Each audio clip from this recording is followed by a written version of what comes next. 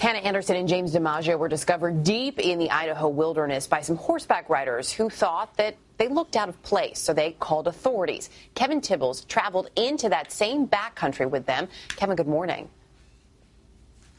Erica, if it wasn't for that group of riders, Hannah Anderson very likely would not have been found.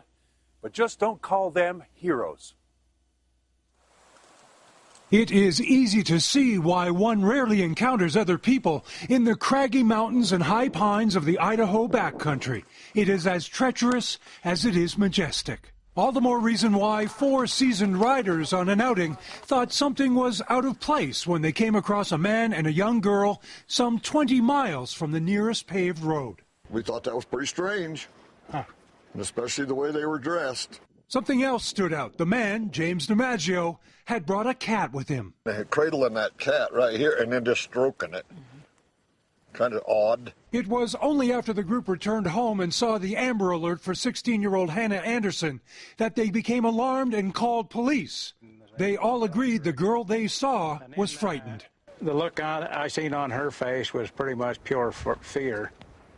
I didn't like what I seen on his face. The horseback riders that saw DiMaggio and Hannah, that was tip number 200, and turned out to be the one. For 2 days, the riders, Krista and Mark John and Mary and Mike Young, took NBC News along as they retraced their tracks. A trip that included some 9 riders and numerous pack horses hauling everything from food to sleeping bags.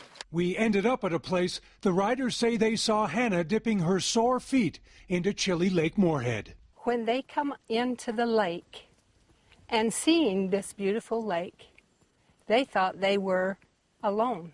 This area is so remote, it's even called the River of No Return Wilderness Area. And the 4 riders say they rarely see anybody up here. Nothing but rock and ridge for mile after mile has left them in awe that the young hostage in tennis shoes and sweats even made it this far. They call us heroes, but she's more than likely the hero. If this chance encounter far from civilization hadn't taken place, these 4 riders shudder to think what might have happened. I don't know if we saved her life. I know we set the stage for somebody else to save her life. Those riders know that territory like the back of their hands and say they doubt anyone could have lasted out there very long without the proper gear. And Erica, on another note, the cat that we spoke about in the piece, well, the cat was also rescued at the same time as Hannah. Erica? Kevin, thank you. It was a fascinating look at that, and you probably know I've been wondering about the cat, so I appreciate that update as well.